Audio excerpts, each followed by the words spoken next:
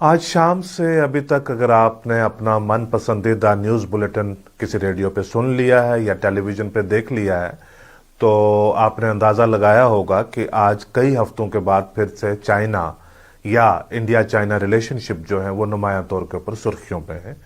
और कल के रोज़ जब आप अखबारात पढ़ेंगे तो सारी अखबारों के सफ़ा अव्वल पे, वो चाहे मुकामी अखबारात हों या कौमी अखबारात हों यानी नेशनल न्यूज़पेपर, उनके फ्रंट पेजेस के ऊपर ये बड़ी बड़ी खबर होगी कि इंडिया चाइना रिलेशनशिप खास करके मिलिट्री के पॉइंट ऑफ व्यू से उनकी इस वक्त क्या स्टेटस है। दरअसल आज का जो दिन है ये इस किस्म का एक मखसूस दिन है कि जो हमारे मिलिट्री के टॉप कमांडर्स हैं उनके जहन में क्या चल रहा है और इस वक्त वो अपना जो एक डिफेंस प्रिपेयर्डनेस या चैलेंजेस, एडवांटेजेस या डिसएडवांटेजेस, उनको वो किस तरह से देखते हैं और मुल्क के सामने किस तरह से रखते हैं, उसका हमें पता चलता है। 15 जनवरी है, आर्मी डे है, इसके रोज ये बात होती है। इसी के सिलसिले में मैं आगे बात करूंगा। मेरा नाम जफर चौधरी है। 15 जनवरी 1949 को के एम करियप्पा पहले हिंदुस्तानी थे जो इंडियन आर्मी के चीफ बने थे, बाद में वो फील्ड मार्शल भी बने। तब से लेकर आज तक 15 जनवरी को आर्मी डे के तौर के ऊपर मनाया जाता है। एक साल दो जो तारीख हैं, 2 जनवरी हैं, उनके दरमियान अगर कोई आर्मी के नुकसानात होते हैं तो उनको भी याद किया जाता है हर साल 15 जनवरी को। और इस रोज क्या होता है कि आर्मी के जो टॉप कमांडर्स होते हैं, यानी तकरीबात पूरे मुल्क में होती हैं, हर जगह जहां जहां पे भी आर्मी की फॉर्मेशंस होती हैं वहां पे कोई इवेंट होता है प्रॉपर तरीके से। आर्मी चीफ दिल्ली में परेड की इंस्पेक्शन करते हैं और ऑफिसर्स को और सोल्जर्स को एड्रेस करते हैं। इसी तरह से कमांड हेडक्वार्टर्स के ऊपर जो आर्मी कमांडर्स हैं वो भी उनको एड्रेस करते हैं। इसके साइड लाइन्स के ऊपर इनकी मीडिया के साथ भी मुलाकात होती है। ये एक इम्पॉर्टेंट इवेंट है। मीडिया के साथ जब मुलाकात होती है तो हफ्तों पहले उसकी तैयारी हो जाती है कि मीडिया के जरिए मुल्क के सामने हमने मुल्क की सालमियत के हवाले से, टेरिटोरियल इंटीग्रिटी के हवाले से, बॉर्डर्स के हवाले से, सिक्योरिटी के हवाले से, एक्सटर्नल थ्रेट्स जो हैं उनके हवाले से मुल्क के सामने हमने क्या सूरत हाल पेश करनी है। तो मुल्क को भी पता चलता है कि इस वक्त करंट स्टेटस जो है, बल्कि जो दुनिया के भी बहुत सारे इदारे हैं जो सिक्योरिटी वगैरह में स्टडी करते हैं वो भी देखते हैं कि 15 जनवरी को जो हिंदुस्तान के टॉप मिलिट्री कमांडर्स हैं वो किस किस्म की सूरत हाल पेश करते हैं। जब से मैं इसको देखता आया हूं नज़दीक से या इसके बारे में पढ़ता आया हूं कि 15 जनवरी को कमांडर्स ने क्या बोला, या फिर पिछले 20 साल का मेरा तजुर्बा बतौर रिपोर्टर, मैंने नज़दीक से सुना, देखा, सवालात पूछे और मुझे क्या मैंने जो पैटर्न है, ट्रेंड है, वो क्या देखा, उसमें आज एक बहुत शिफ्ट पाई। वो हमेशा से जब से मैं सुनता आया हूं, देखता आया हूं, तब से ये है कि नंबर 1 एनिमी जो है, एक्सटर्नल एनिमी, मुल्क के बाहर जो दुश्मन है, वो हमेशा पाकिस्तान को बताया जाता है। और पाकिस्तान की जो कैपेबिलिटीज हैं इंडिया में को टारगेट करने की, इंडिया को नुकसान पहुंचाने की, उसके बारे में डिटेल दी जाती है। या सरहद के उस पार कितने टेररिस्ट हैं जो आ सकते हैं हिंदुस्तान के अंदर, उनके बारे में बात की जाती है। लेकिन आज ऐसा नहीं था। आज ये एक मेजर शिफ्ट थी। आज चाइना के बारे में बात की गई और फिर मीडिया रिपोर्टेज जितनी आई हैं, क्योंकि सुबह से ये सारा इवेंट हो जाता है, उसके बाद सारे एनालिसिस वगैरह शाम तक तो बहुत सारी चीजें हो जाती। 6-7 घंटे आजकल के मीडिया में, जब जो डिजिटल मीडिया है जो which travels at the speed of light, तो उसमें बहुत सारी चीजें होती हैं, baked, half baked, truth, half truth, बहुत सारे एनालिसिस आपके पास शाम तक मौजूद होते हैं। उसमें मीडिया की भी खासी ये इंटरप्रिटेशन है कि अब पाकिस्तान इंडिया का नंबर 1 मिलिट्री एनिमी नहीं है, चाइना है। और ये सिर्फ मीडिया की अपनी ही इंटरप्रिटेशन नहीं है, ये बहुत सारे मिलिट्री कमांडर्स ने भी इस बात को हिंट भी किया है। कईयों ने तो बहुत बिल्कुल क्लियर टर्म्स में ये बताया भी है कि हमारा, और उसके बाद जो सारे जो मिलिट्री लेवल के ऊपर जो स्ट्रेटेजिक चेंजेस हो रही हैं पिछले कुछ महीनों से, वो भी यही बताती हैं कि जो इंफ्रास्ट्रक्चर, जो पैराफर्नलिया, जो आर्सेनल और जो स्ट्रेटेजीज पाकिस्तान को डायरेक्ट करते हुए जिनको तैयार किया जाता था, ट्रेन किया जाता था, ओरिएंट किया जाता था, उन सब का जो रुख है अब वो सब चाइना की तरफ मोड़ा जा रहा है। अब इसका मतलब ये नहीं है कि मिलिट्री पार्लेंस में पाकिस्तान एक कम थ्रेट होती है, लेकिन जो एक बैलेंस है वो शिफ्ट होता है कि पाकिस्तान एक बड़ी थ्रेट है। क्या यही चीज मुल्क के अंदर भी प्ले आउट करती है इसी तरह से? क्या मुल्क के अंदर भी सबसे बड़ी थ्रेट चाइना को देखा जाता है? टाइम टू टाइम, वक्त बर वक्त ये सर्वेज होते रहते हैं। बहुत सारे इंटरनेशनल ऑर्गेनाइजेशंस हैं, जैसे प्यू रिसर्च सेंटर है अमेरिका में, वो साल में मुख्तलिफ किस्म के सर्वे करते हैं, लोगों से पूछते हैं आप खुश हैं या नहीं है, तो हैप्पीनेस सर्वे हो गया। आपका पेट भरा हुआ है या नहीं है, तो हंगर सर्वे हो गया। तो इस किस्म के बहुत सारे सर्वे करते रहते हैं। तो वो ये भी पूछते हैं कि आपको क्या लगता है, आपकी क्या परसेप्शन है। तो वो बताते हैं कि हिंदुस्तान में देखा हमने कि इतने फीसदी लोग ये समझते हैं कि अगर हिंदुस्तान को कोई नंबर 1 कोई दुश्मन है तो वो फलां मुल्क है, फलां नहीं है। तो वो हमेशा पाकिस्तान के लिए, मेरे ख्याल से आज भी अगर कोई सर्वे होगा, आप मुल्क के अंदर चले जाएं तो वहां पे आपको आवाज पाकिस्तान की ही मिलेगी। ये हकीकत है, एक चाइना की नहीं मिल पाएगी। मेरे ख्याल से उसकी दो वजह हैं, क्योंकि चाइना के साथ जो डिस्प्यूट है वो बॉर्डर के ऊपर है, और जो पाकिस्तान के साथ है वो मुल्क के अंदर जिस तरह से प्ले आउट होता है या जिस तरह से पॉलिटिकली इसको एम्पलीफाई किया जाता है वो ख्यालात का है। और हमारा जो पॉलिटिकल नैरेटिव है वो उसको शेप अप करता है। यानी पिछले 8-9 महीने से जितनी डेवलपमेंट चाइना के साथ बॉर्डर पे हुई है वो इतनी हमारी डिस्कशंस में मुल्क के अंदर नहीं आई जितनी जो पाकिस्तान के साथ पाकिस्तान के बारे में जितना जिक्र होता है या पाकिस्तान के बारे में जितनी डिस्कशन होती है। अब हम वापस जाते हैं कि इंडिया चाइना के रिलेशनशिप की सिचुएशन इस वक्त है क्या है। एक कहावत है जिसको बोलते हैं मैक्सिकन स्टैंड ऑफ। कई लोग समझते हैं कि शायद ये अमेरिकन मैक्सिकन वॉर के बारे में है, कि लंबे वक्त तक चलने वाली वॉर, कन्फ्लिक्ट बॉर्डर पे, शायद उसके हवाले से है। लेकिन ये उससे भी बहुत पहले ही, शायद 1 सेंचुरी पहले चला जाता है। मैक्सिकन स्टैंड ऑफ एक ऐसी सिचुएशन होती है, इसका एग्जैक्ट यूजेज कहाँ से आया, लेकिन फिल्मों में, नॉवेल्स वगैरह में एक ऐसी सिचुएशन है जहां पे एक दूसरे के साथ आप भिड़ जाते हैं, वजह का कोई खास पता नहीं है कि क्यों भिड़े हैं, और वहां से निकलने का रास्ता क्या है, आप दोनों के पास ये कोई स्ट्रेटेजी नहीं होती है कि यहां से कैसे निकला जाए। दूसरी बात इसमें यह है कि आप यहां पे अगर भिड़े रहेंगे एक दूसरे के साथ, इस कन्फ्रंटेशन में लॉक्ड इन रहेंगे, उससे आपको नुकसानात कितने हो रहे हैं इसका भी बहुत बड़ा एनालिसिस नहीं है, और वापस निकलने का आसान तरीन तरीका क्या हो सकता है जो एक विन विन सिचुएशन ऑफर करे, उसका भी कोई बड़ा पता नहीं है। तो इसलिए इसको कहते हैं ये मैक्सिकन स्टैंड ऑफ है।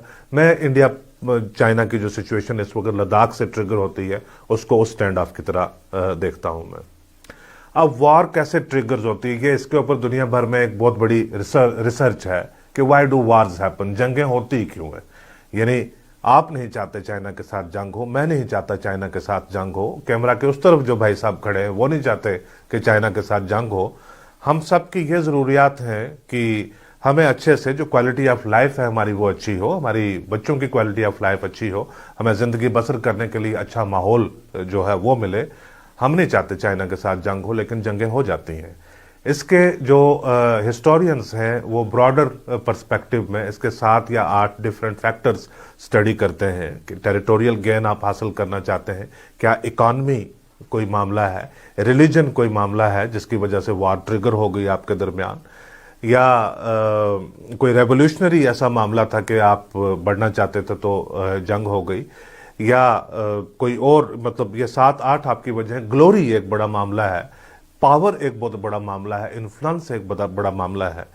इसमें उस तरह की कोई सारी चीजें नहीं नजर आती। पावर और इन्फ्लुएंस एक ऐसी चीजें हैं कि जो दुनिया के सामने दो बड़ी पावर्स प्ले आउट करना चाहेंगी कि इस वक्त जो है, अगर फादर ऑफ द वर्ल्ड नहीं तो अंकल ऑफ द वर्ल्ड जो है इस वक्त कौन है। तो लिहाजा ये स्टैंड ऑफ है, दोनों मुल्क चाहेंगे कि ये स्टैंड ऑफ जब भी इसमें से बाहर निकला जाए तो विक्ट्री जो है वो अपनी तरफ ही हो। अब इसमें 3 इंपॉर्टेंट टाइमलाइंस हैं जो लद्दाख में इंसिडेंट हुआ, और वहीं से सारा ये स्ट्रेच ऑन हो रहा है, और वही जो नया नैरेटिव है, नया डॉक्ट्रिन है, नई स्ट्रेटजी है, उसको सारा शेप अप कर रहा है। नई रिक्वायरमेंट्स हैं, नई प्रायोरिटीज हैं, खास करके इंडिया में उनको वो शेप अप कर रहा है।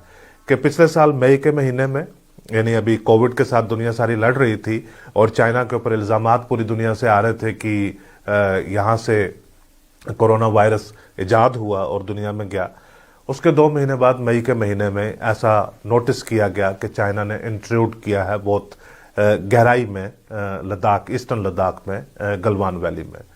और फिर जून के महीने में यह कन्फ्रंटेशन इस लेवल तक बढ़ गई कि इंडिया की तरफ से 20 जो सोल्जर्स हैं, फौजी हैं, उनका नुकसान हुआ। कहा जाता है कि रिटेलिएटरी एक्शन में कुछ देर के बाद चाइना की फौज का नुकसान भी हुआ, लेकिन चाइना की तरफ से कोई नंबरात हासिल नहीं है। जो इंडियन डिफेंस के जराए हैं वो अमेरिकन इंटेलिजेंस को कोट करके कहते हैं कि शायद चाइना की तरफ 35 लोगों का नुकसान हुआ, लेकिन चाइना ने इसकी कंफर्मेशन नहीं की हुई है। तो ये दो इवेंट हो गए, पहला मई में, दूसरा जून में, और उसके बाद अगस्त में। अगस्त में एक बहुत बड़ा इशू था पूरे मुल्क में कि ये जून और अगस्त, जून जुलाई और अगस्त 3 महीनों में कि एग्जैक्ट सिचुएशन चाइना में है क्या है, ये मुल्क भर के सामने आ नहीं रही थी। प्राइम मिनिस्टर साहब ने भी कहा कि कुछ है नहीं है, और हमारे जो फौजी भाई हैं वहां पे उन्होंने अच्छे से सिचुएशन संभाल के रखी हुई है। उसके बाद 28 और 29 अगस्त को फौज ने यह बताया कि उन्होंने कुछ स्ट्रेटेजिक पीक्स हैं, स्ट्रेटेजिक हाइट्स हैं जो साउथ ऑफ पेंगोंग लेक जो है वो रिकैप्चर कर ली हैं। इसको एक देखा जाता था कि ये एक बड़ी इंपॉर्टेंट अचीवमेंट है, एक एडवांटेज है जो हासिल कर ली है। उसके बाद आपकी एक किस्म की जो eyeball to eyeball confrontation है वो शुरू हो जाती है। 1 इंच ना आप पीछे हटना चाहते हैं ना वो पीछे हटना चाहते हैं, प्रेशर जो है वो पूरी तरह से मेंटेन है। इन द मीनवाइल सर्दियां बहुत ज्यादा बढ़ जाती हैं। सर्दियों में जो ऑपरेशनल कॉस्ट है वो बहुत ज्यादा बढ़ जाती है। जो वॉर्स में या कन्फ्लिक्ट में वेदर, कोल्ड वेदर जो है ये एक बहुत बड़ी कंडीशन प्ले आउट करता है कि आपके पास कितनी भी मिलिट्री सुपीरियरिटी क्यों ना हो, जो कोल्ड वेदर कंडीशंस हैं उसमें आपको बहुत बड़ी दिक्कत हो जाती है। अब इंडिया का और चाइना का कुछ मिलिट्री बैलेंस भी जो है वो बहुत अच्छा नहीं है। चाइना की जो मिलिट्री प्रोग्रेस है वो इंडिया से बहुत ज्यादा ऑलरेडी है, क्योंकि आजकल के ज़माने में वो चीज़ें नहीं मैटर करती हैं कि आपके पास टैंक कितने हैं और आपने फौज में लड़के कितने भर्ती कर रखे हुए हैं। आज आप साइबर स्पेस में टेक्नो वार्स होती हैं, मशीनाइज्ड वार्स होती हैं, मुख्तलिफ किस्म की चीज़ें हैं जिसमें आपने एक दूसरे के साथ कैपेबिलिटीज़ मैच करनी है। जो लेंथ है, अगर ये थोड़ा सा एक्सपेंड हो जाता है, कन्फ्लिक्ट जो है ट्रिगर हो जाता है, लंबा हो जाता है, वो इवेंचुअली अनमैनेजेबल हो जाता है, क्योंकि लगभग 3500 किलोमीटर बॉर्डर है इंडिया का चाइना के साथ। ऑब्वियसली इंडिया का चाइना के साथ 3500 किलोमीटर बॉर्डर है, तो चाइना का भी इंडिया के साथ 3500 किलोमीटर बॉर्डर है। अगर कंसर्न इंडिया में इतने लंबे बॉर्डर की वजह से ज्यादा हो सकते हैं तो कंसर्न चाइना में भी हो सकते हैं। लेकिन ज्योग्राफी, जैसे मैंने कई बार पहले भी एपिसोड्स में कहा कि वो एक अपने तरीके से प्ले करती है। चाइना की जो स्ट्रेटेजिक जो एडवांटेज ये है कि जो चाइनीज साइड है वो हाइट पे है। ये एरिया एक ऐसा इंपॉर्टेंट है जहां पे चाइना, ये गलवान वैली वाला या लद्दाख वाला एरिया, ईस्टर्न लद्दाख वाला, ये एरिया एक ऐसा हो सकता है कि जहां पे चाइना बहुत ज्यादा हाइट पे नहीं है। बाकी इलाकों में अगर आप चले जाएं, सिक्किम तक चले जाएं, तो चाइना बहुत सारी जगह पे ज्यादा हाइट के ऊपर है।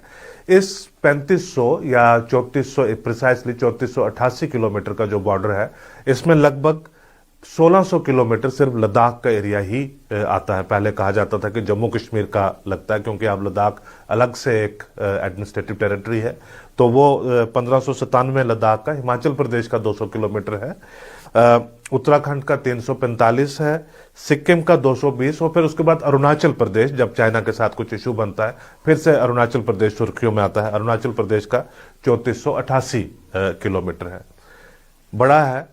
यहां पे अगर फर्दर कन्फ्रंटेशन होती है तो वो संभालना दोनों मुल्कों के लिए मुश्किल भी हो सकता है, लेकिन इंडिया इसको एक अपॉर्चुनिटी, ये है वैसे चाइनीज कहावत है कि आप अपॉर्चुनिटी की विंड के ऊपर, जो वो चैलेंज की, कन्फ्रंटेशन की विंड के ऊपर किस तरह से आप राइड करके अपॉर्चुनिटी को सीज करते हैं।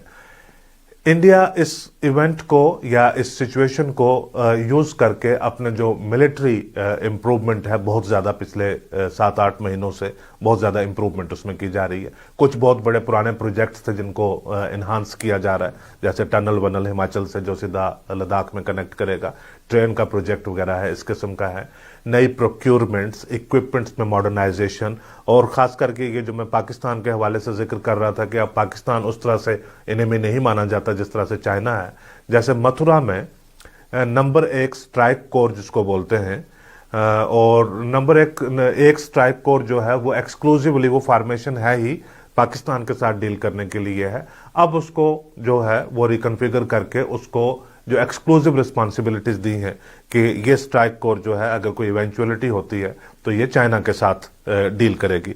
इसी तरह से नॉर्थ ईस्ट इंडिया में वहां पे अलग कोर को जिम्मेवारी दी हुई है कि वो डील करेंगे।